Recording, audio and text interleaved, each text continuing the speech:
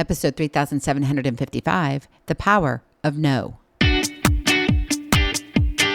Moms, it's time to rediscover, rejuvenate, and renew who you are in mind, body, and spirit. Welcome to Create Your Now, Your Best Selfie, the show to help you do just that. Here's your host, certified life coach, personal trainer, and nutritionist, Christiane Wargo. Happy day. It's Friday, and that means it's Confessions of an Upset Mama, and I hope you're ready because we're going to bring it. Raising kids is tough, isn't it? Yeah, but there is hope because there's the power of no. For those of you who are brand new to Create Your Now, welcome to this incredible family. I'm so delighted of your presence. If you already even had the opportunity, you want to head on over to createyournow.com where you can learn more and to sign up for the Kisses newsletter. The Keep It Simple strategy, everyday solutions to live, love, and impact. Well, this episode is brought to you by AIM, Inspiring Connection and Community. You know, parenting today is not the easiest. I mean, just look at what is around. I mean, you can factor in AI. You can look at technology in the form of everything at our fingertips between Google and YouTube. And then you've got all of these, oh, wow, I can just download this stuff. And then on top of that, it's like, oh, wait, this is how you need to do it. There are so many different approaches that the world encourages, ranging from letting the kids rule the roost to old style harsh punishment, right? But regardless of where you fall on the spectrum, one size does not fit all for your child. It takes a dash of this and a sprinkle of that to raise a well-balanced child. And that includes using the power of no. Think of it this way. If a child always gets what they want, where is the lesson? Saying no isn't about control or punishment. It's about teaching your child that the world doesn't revolve around them and life comes with limits and boundaries. And without this, children risk growing up entitled or ill-prepared for the real world. Just look at the statistics that are out there. I could sit here and list things over and over and over again. Do you know how many kiddos out there, and I say kids because they could be my children, want a job and they want to just sit at home? They don't want to pick up the phone and talk to anybody because they just want to text. They'll get on a Zoom call before they call somebody. What is this world coming to? Well, mom, dad, we have that responsibility. We have influence over our children. We are called to parent well and to raise kids that can go out and impact the world that they touch. But we have to look at it that one size does not fit all. You have to know your child. Because parenting is not a cookie cutter effort. Maybe I'm hungry or something, but everything seems to be recipe here, right? Dash of this, a sprinkle of that, cookie cutter of this. Doesn't chocolate chip cookies sound good? Well, on a confession day, it should.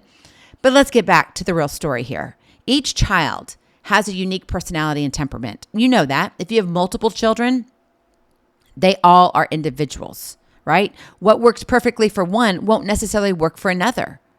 As James Dobson wrote, the heart of parenting is creating an environment where children learn to make good choices. And sometimes that environment needs a clear no. If you stick rigidly to only one approach, whether it's unyielding discipline or permissiveness, you risk pushing your child into rebellion or reliance on you for every decision. When children learn that they can override boundaries through persistence or manipulation, they begin to control instead of you leading the way. And that's the key here. Parenting is a daily chess match. You must read the situation, the child's mood, and the bigger picture. Complacency is your enemy. An effective parent is intentional, strategic, and consistent in setting limits while showing love. And that's the key here. Anything you do must come from the point of love. And I'm going to say this now, and I'm going to be bold about it. If you're just hitting your child to hit your child, whether you're spanking them and you say, oh, it's spanking or whatever, if you're just hitting them to hit them, that's for you, not for them. So if that is the punishment that you use, I'm not here telling you how to parent. I want to suggest to you, you look and see, is it coming from the action and the heart of love? Or is it more for you? Because if it's coming from you, there might be some situations that it came from how you were raised. Okay? So I want to put that out there because there is not a one size fits all. There are ways to do things, and we have to show up for our children with love, intentional love.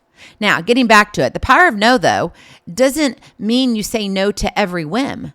It means you are deliberate, sometimes gentle, sometimes firm, but always clear about expectations and consequences, good or bad. Boundaries, after all, aren't walls. They are guardrails that help your child navigate safely and confidently through life. So don't be afraid to use no as a parenting tool.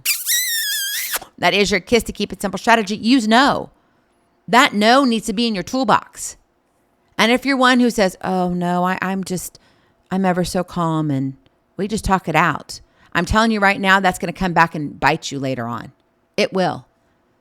Whether it's in the tweens and teens, whether it's when they are growing up and they go off on their own. When you use the power of no, not only are you allowing them to say and hear and understand, wait, there's not always a yes. You don't always get your way. There are boundaries. There are ways to do things. But you're also giving them power. And a lot of people don't talk about this, but we need to let our kiddos say the word no. Okay? And if we as parents say no, then we are giving them voice to also say no to us. Now, I'm not saying back talking. That's a different conversation. But if they're asked to do something, a simple answer can be no. And that's all right. There's nothing wrong with that. The power of no comes on both sides, okay? But right now we're talking about it specifically for the parent and how we use it. So what does that look like in real life? Well, number one, make your no clear, calm, and consistent. Children need predictability. They need to know that if I do this, most likely this is going to happen, okay? If you say no one day and yes the next on the same issue, they're going to test your limits endlessly. And guess what? They're going to win because they're going to get you when you're weak. Oh, yes, those little kiddos. Oh, yeah, they're pretty smart and they can outsmart us. Dr. Dobson emphasizes consistency is the key to effective parenting. Your calm but firm no sets the expectation and builds trust. Your child knows where they stand. If you're just kind of floundering, they're never going to know. And if they never know, they're not going to trust you. Your child will never say, Mom, I need you to say no. But let me tell you right now, Mom, you need to say no. It's not about a yes for everything that they do in life. Number two, explain the why behind the no. Children aren't mind readers. Simply saying no without context breeds confusion or frustration. Now, obviously, you have to think about this at the age appropriateness of the stage that they're in, okay? You can't reason with a 2-year-old. You cannot. I'm sorry. They don't have the mental capacity. In fact, most people can't reason until they're, in their 20s, but we'll leave that for another episode. So take a moment to explain the reason behind the boundary in simple terms at their level.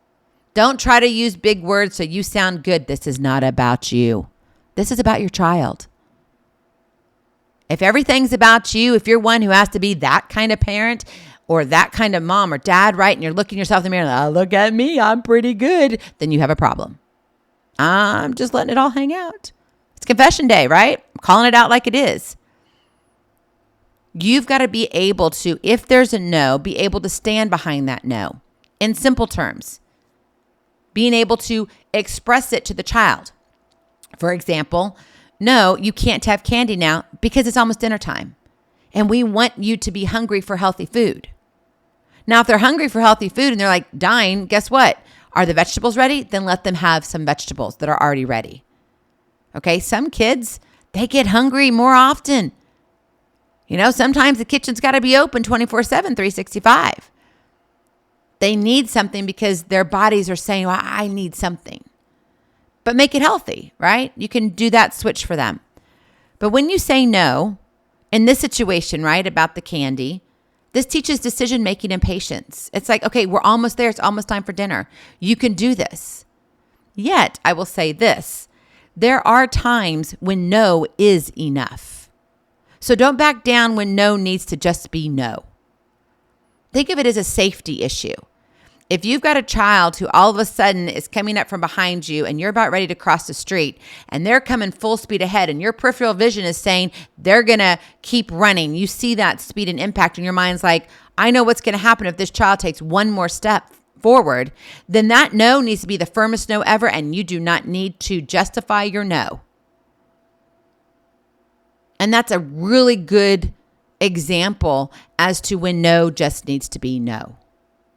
Now, can you explain things later? Of course you can. But in that moment, no needs to be no. And if they're also trying to test your limits and they're like pushing you and you have already given them one warning, the next warning, it's not a warning. It's no. Just no. Quick and simple no. Eventually, they'll understand. But that might not be the right time to have the explanation. Right? That's why we as parents have to be very, very, very well-rounded, right? We can't just sit there and lean back and be like, oh, this is going to be easy, because it's not. And then finally, number 3, balance no with empathy and alternatives. Saying no doesn't mean shutting your child down. You want to acknowledge their feelings. That's important. I know you really want that toy. And then offer a choice or an alternative. Maybe we can save for it and get it next month, or pick a smaller toy today. Right? How many times have you gone into the store? I want this, mommy, please. Right? We've all heard it. And then all of a sudden you think the meltdown's coming and all you want to do is, you know it. You know I'm going to say it. Shut the kid up, right? I mean, that's what you want to do. That's the real emotion on the inside. But you have to wait. Ooh, I can't fall into that. I have to parent well. What does that look like? Maybe your budget doesn't allow for that toy. Well, they're not going to understand that. If they're 3 or 4 years old, or even 12 years old sometimes. They don't understand necessarily the term budget. They may say, I don't have enough money. Mommy can't afford it. But it doesn't have to be about the money. It's, mommy said no. But maybe we can consider it for your birthday. Your birthday's just around the corner. You've got 2 months. What do you think about that? And then that is a redirect for a different conversation that allows you then to calm the child and say, okay, now let's move in this direction. And when you do this, it respects the child's emotions while maintaining your authority, right? You've got to be careful. So many times parents give their power away. And that's why it's important that we understand how boundaries protect and prepare. You see, the power of no is not about being the bad guy. It's about setting those boundaries that protect your child physically and emotionally. Boundaries build character, helping them learn limits, responsibility, and respect for others. Children who grow up without clear limits may struggle with impulse control or entitlement later in life. I've seen this with my own eyes. And in fact, I was listening to a psychologist, a Christian psychologist recently, Dr. Doug Weiss, and he was saying how children, even at the adult stage, right? So if they're an adult, they can still be the child because they were never given clear limits or boundaries. And it's not because their fault, right? It's not the child's fault, now the adult. Well, the adult is, because they have to own their own actions. However, they may struggle with it because if they always got their way, well, what's any different? I'm going to throw a temper tantrum at an adult age. Yep. A 22-year-old can throw a temper tantrum. A 31-year-old can throw a temper tantrum. A 50-year-old can throw a temper tantrum. Right? And yeah, you can have some time and place for that kind of. But when it's in their career, when they bring it into their relationships, whether it's their marriage, whether it's their best friends, into their community, where does that get them? Oh, look at me. I am the best ever. Is that the child you want to raise? Think about it. So when we set those clear limits, it helps them later in life. And that's the key. Dr. James Dobson firmly says, children need to be firmly and fairly guided toward self-control. The power of no does that. wielded wisely, it plants the seeds for that self-control well beyond childhood. That's that well-balanced child that you want, because you want to raise up an adult so they can go out and impact the world in a positive manner, not because they think they're entitled, not because they get their way, not because their parents think that, oh, you're God's gift to the world, whatever it is. You may be God's gift to them as your child, right? But if they're not willing to do their work, what is that going to do in the company? Failure, failure, failure. And pretty soon they won't know what to do.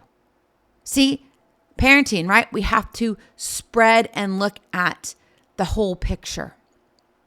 Your job as a parent is to stay adaptable, intentional, and clear. Say no when it counts. Teach your child that life isn't about getting everything they want, but learning how to navigate challenges with resilience and respect.